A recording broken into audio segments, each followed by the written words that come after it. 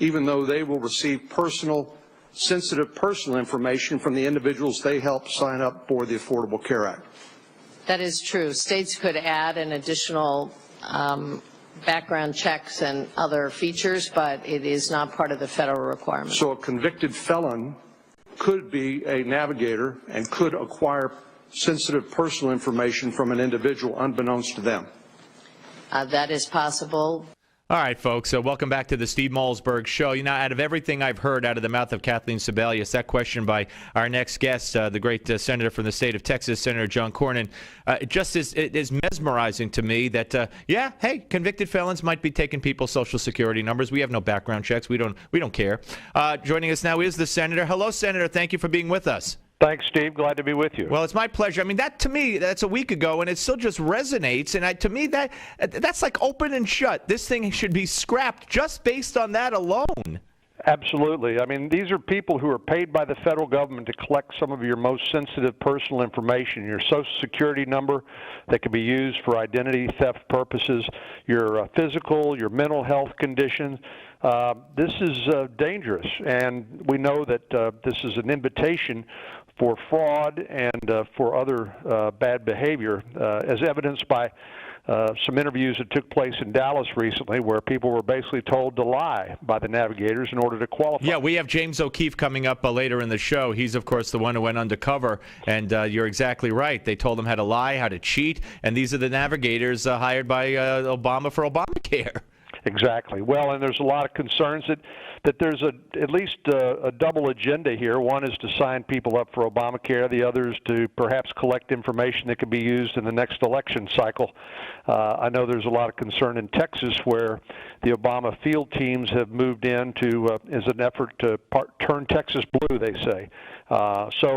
Yeah, they're up to no good. We ought to shut it down until these people can be vetted, and better yet, we ought to scrap Obamacare entirely and replace it with lower cost, quality health care that doesn't interfere with the doctor-patient relationship. All right, to that point, Senator, and I know you're not in the House, and you would have a hard time getting a bill brought to the floor in the Senate to pass a Republican plan, quote unquote. But to that point, I've heard liberal pundit after liberal pundit and Debbie Wasserman Schultz and all of them ad nauseum saying day after day, you have no plan when they talk to Republicans. So where's their plan? They just want to shut it down. They want to put pre-existing conditions back in effect. Blah, blah, blah. What? Let me ask you, don't you think it would behoove all Republicans, House and Senate, if they would just pass a one-sheet piece of paper with the quote-unquote good points from the Obamacare, no pre-existing conditions, portability, you could keep your kid on the plan until they're 100 if you want, and just pass something so you could say, here's our bill. But right now, they're giving the left ammunition to say, oh, they're just, want to destroy it, but they have no alternative. Well, you're right, but I would call it a case of willful ignorance.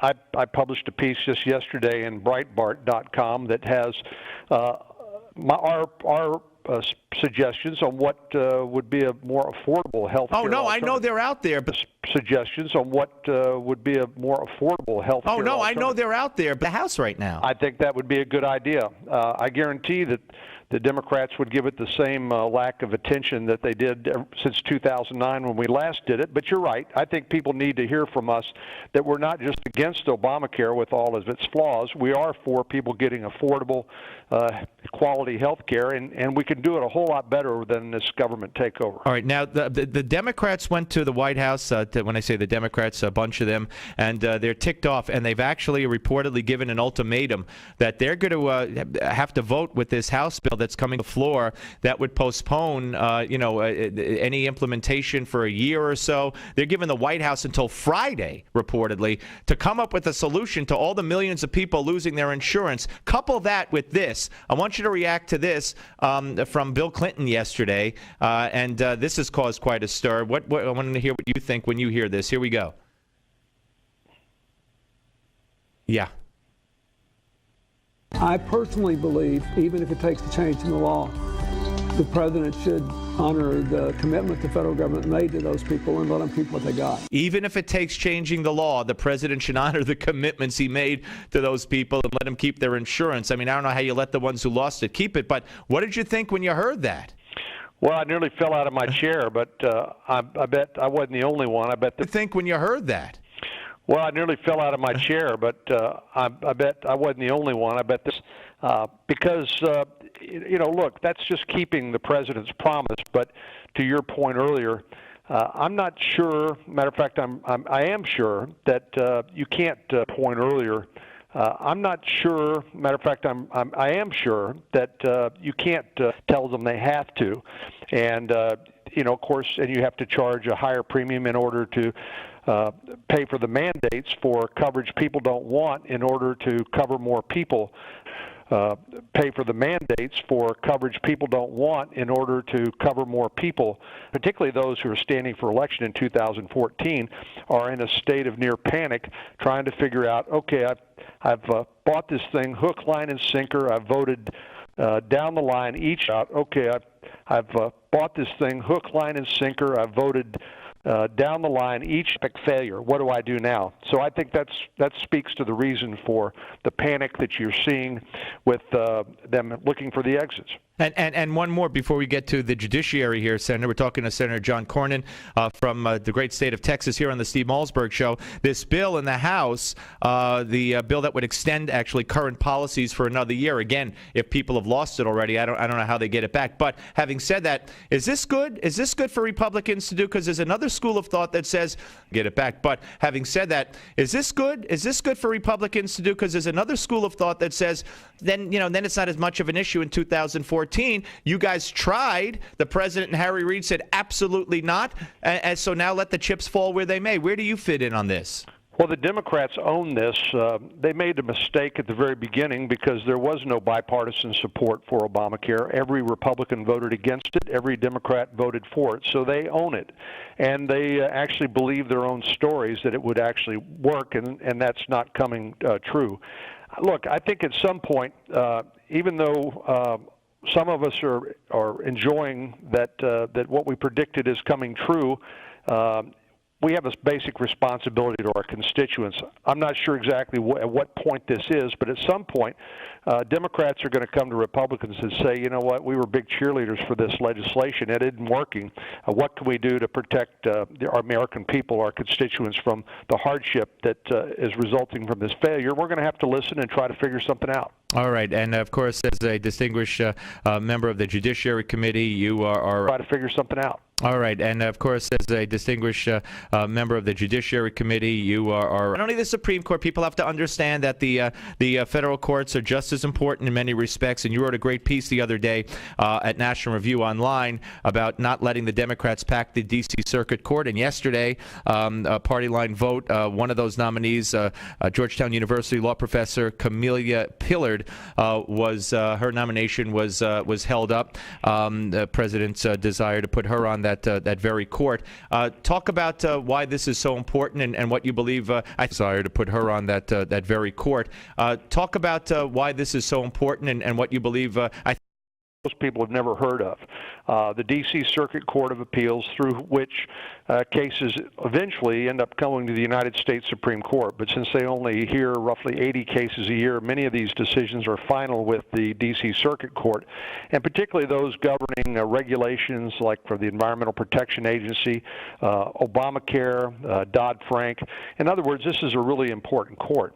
And the president had decided to nominate 3 people to unneeded judicial posts, and by that I mean the caseload for this court is roughly a third of the national average. It's about a sixth of the most active court in the nation. It's about a sixth of the most active court in the nation. Precedent in 2005 that the Gang of 14 negotiated. That was the extraordinary circumstances precedent, and said, look, we're not going to rubber stamp these unneeded judges based on the president's desire to stack a court, so they'll rubber stamp his ideological agenda. And we were successful. And going forward, you look to do the same. Yeah, there's 2 of them that have come forward, and both of them have been blocked, and we intend to block the next one. Senator Grassley from Iowa has a very sensible proposition that Democrats used to agree with, and that's let's reallocate these unneeded judgeships to places around the country where they actually do need them, rather than allow the president to stack the court in an ideological fashion in order to get his way, rather than have them blow the whistle on him as they've done from time to time. And Senator, you've been very generous with your time. One quick one, I know you're running, and that is John Kerry's push for a deal with Iran and the question of sanctions. A lot of people in the Senate and the House with Iran and the question of sanctions. A lot of people in the Senate and the House is no. As a matter of fact, they would like to loosen or do away with some in a deal that they say is very close to fruition. Where do you stand, and what do you think is going to happen? Well, I have not been impressed by the deals that this administration has cut, and Secretary Kerry seems far too eager to get a deal, even if it's a bad deal. And when I see our friend and ally, the Prime Minister of Israel, speak out so forcefully, it makes me take a second look. And when I look at it more closely, this is beginning to look more and more like North Korea, where from time to time they rattle the nuclear saber, and we end up paying them or giving them goodies in order to, for what? Not to disarm, not to come to the negotiating table and be serious. So I'm very skeptical of what Secretary Kerry is doing, and I worry that the president, seeing this epic failure of his major legislative accomplishment here back home, is trying to change the subject. Yeah. All right, Senator, pleasure talking to you, sir. Hope you'll come back with us. Thanks, Steve. I will. Thank you. Senator John Cornyn, ladies and gentlemen, here on the Steve Malzberg Show. Covered a lot of territory in a short amount of time. Lots going on, as you could tell. And very interesting, when we talk about the Democrats outraged at the White House for this miserable failure. But if you listen to Jay Carney and you listen to the hardliners such as Debbie Wasserman Schultz and others, everything's going to be fine. In fact, the Democrats are going to be running on Obamacare in 2014. That's how good it's going to be. And even while they admit people lost their insurance and they may be angry, they still will say those people will be better off because they had subpar plans that would bankrupt them if they ever got sick, which is just insanity. How do they know what these people had in their plans? These plans were canceled because they don't meet the standards of Obamacare. And the standards of Obamacare, as we've discussed ad nauseum, mean maternity coverage for men and women of all ages, mean mental health, drug rehabilitation coverage for everybody. You have to have it. And so on, right on down the line. So they don't know what was in the policies of the people that are being canceled. They just know that it didn't meet every ridiculous threshold that the Obamacare law sets. So we'll see. We'll see where this goes. We'll see what the Democrats do on Friday. If there's no solution by Obama, what can Obama do? Order the insurance companies by executive order to reinstate the policies that they've already canceled? This is chaos. People get sick every day. They need to know what insurance they have. The doctors need to know what insurance their patients have. They need to know